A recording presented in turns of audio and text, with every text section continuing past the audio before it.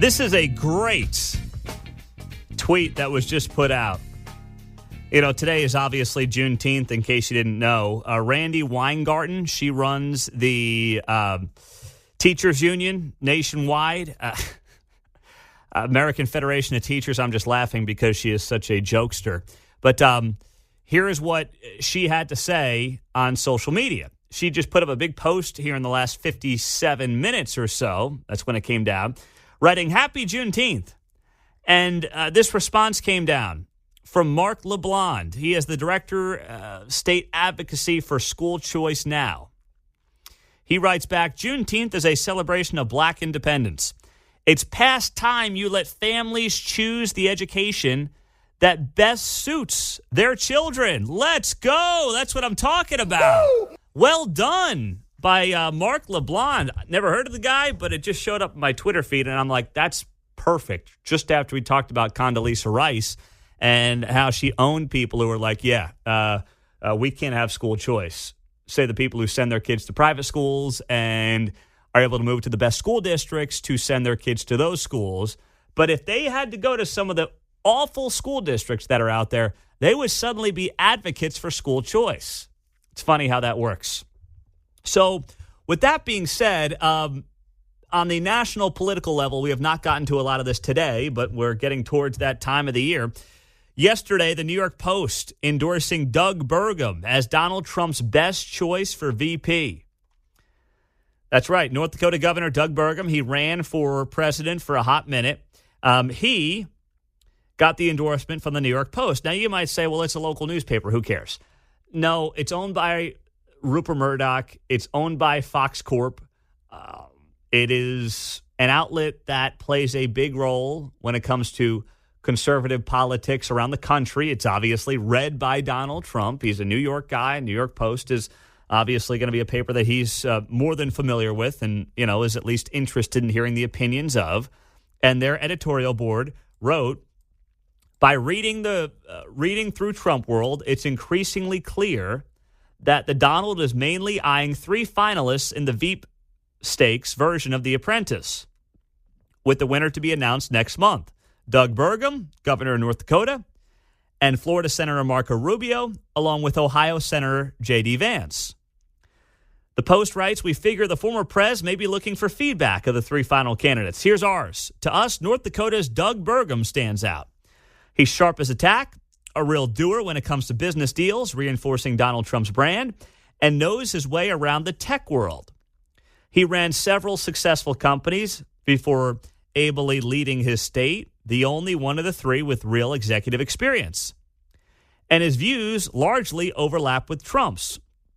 For example, on abortion, he's fully down with letting states decide the rules for themselves.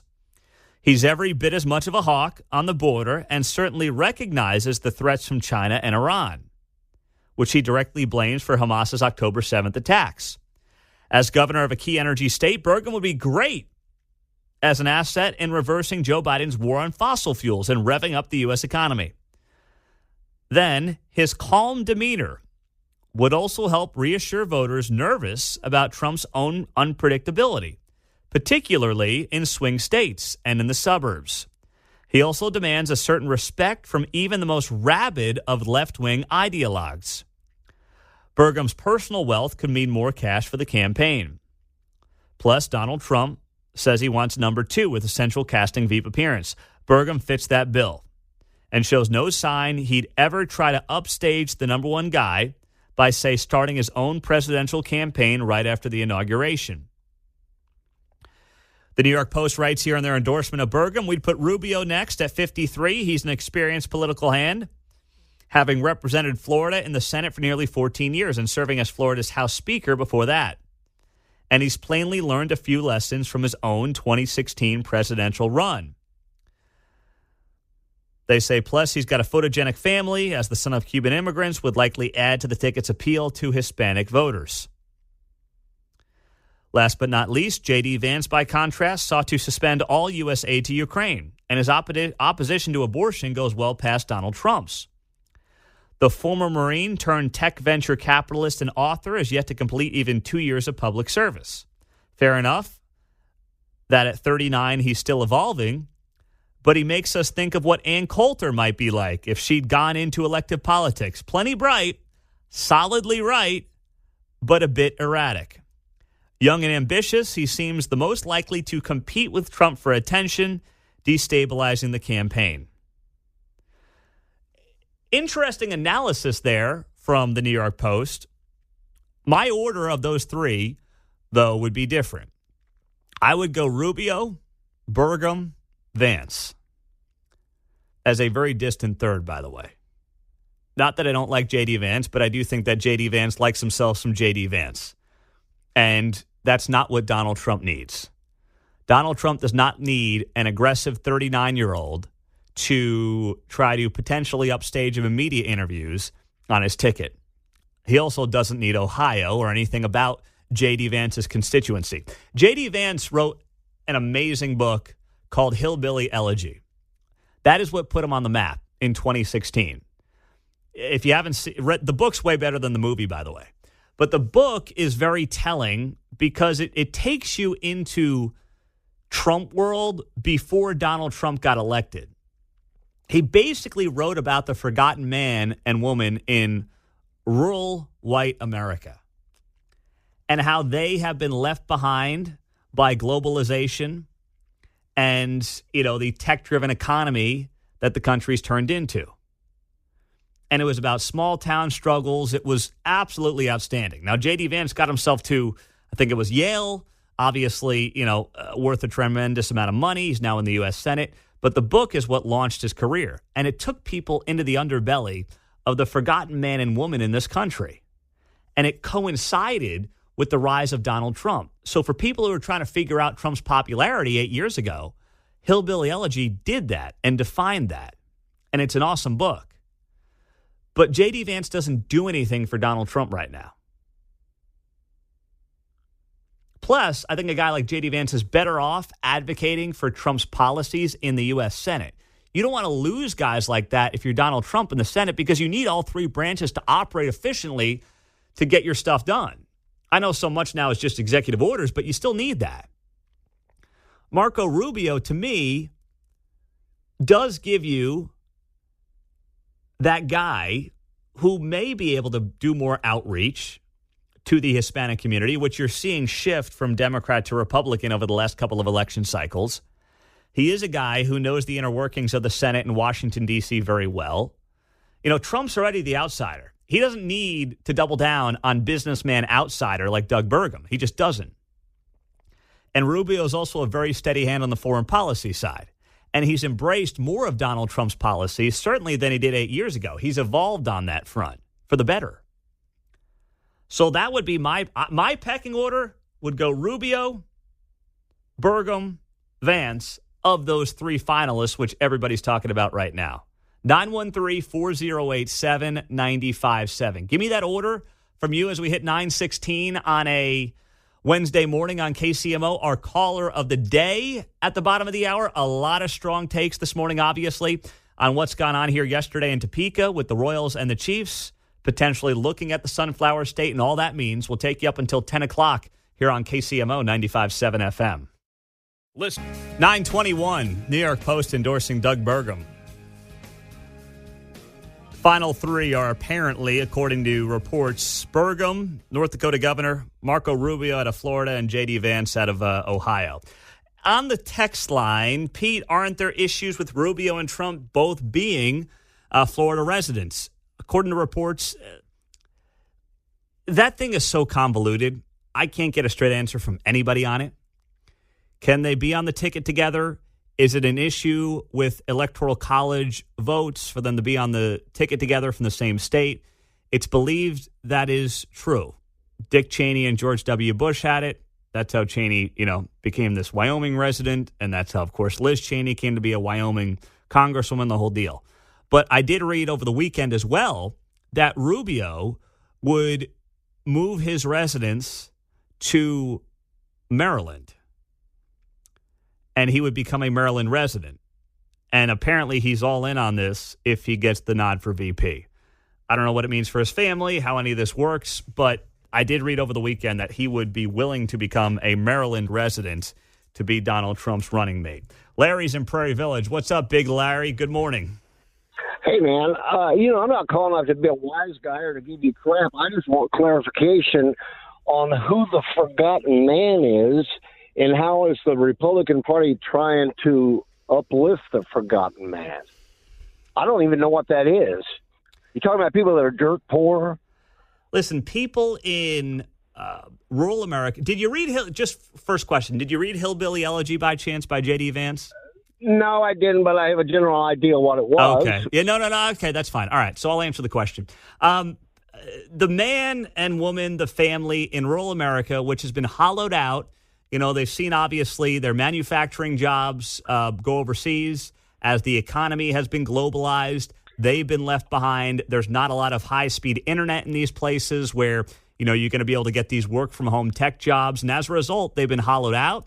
They've shrunk in large part. People have moved to metropolitan areas. And that voter, which frankly, and Larry, used to identify probably more with the Democratic Party, as the Democratic Party was the pro-union little guy party, they left them behind. And Donald Trump basically filled that vacuum with a much more populist message that appealed. Well, how did he do it? Did it happen during his administration? The forgotten man was brought up to snuff? I mean, what?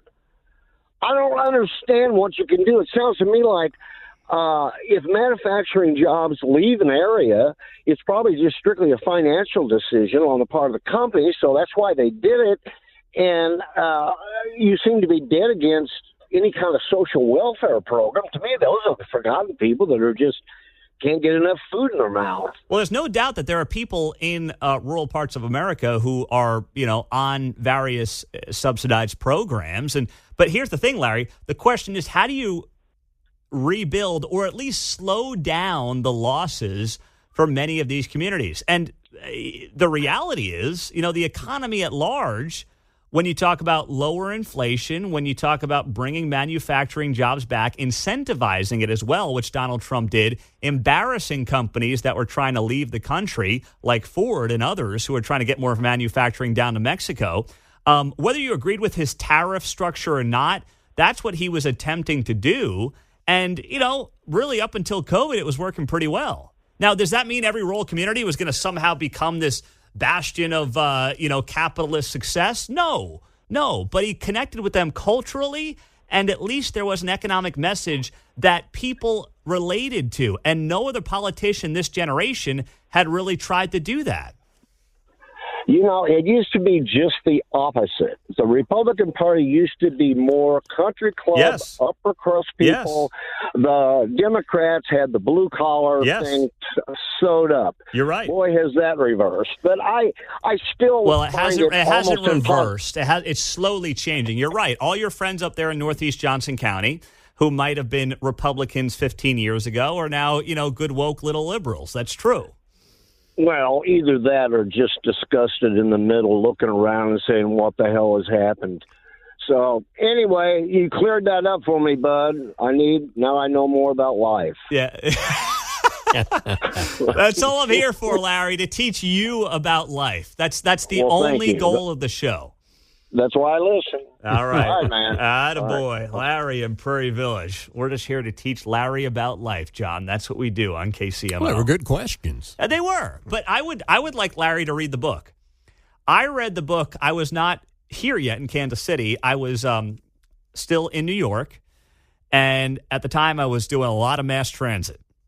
I was working at Fox News and CBS Sports Radio and all these different places, and I was freelancing. So I'm going from this job to the next job, getting on subways and trains and buses and the whole thing. And I read it. It was probably the summer of, I want to say it was the summer of 2017, because I think it was hot in 2016. I didn't read it in 16. I think I read it summer of 2017. And it's an awesome book. I mean, it's not about like politics. It's just about life. Hillbilly Elegy, a memoir of a family and a culture in crisis. And what Larry's missing as well about, what did Trump do for them? It wasn't just about, economics. It was also about the culture that is the white working class American.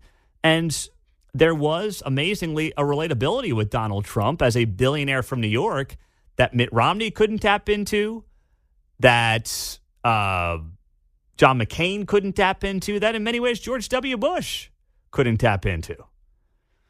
And whether it was his rough and tumble style, whether it was the way that he spoke, whatever it was, culturally it did connect.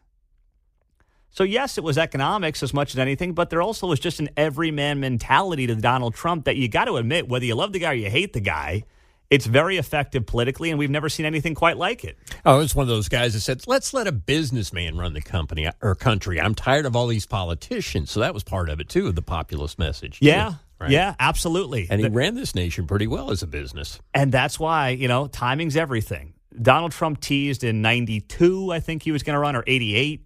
He teased in 2000 he was going to run with like Jesse Ventura. He would have gotten 5% of the vote if he ran either of those times. His timing in 2016 was perfect. The country was ready for that message, and obviously it worked. Timing is everything oftentimes in business and in life, and he nailed it.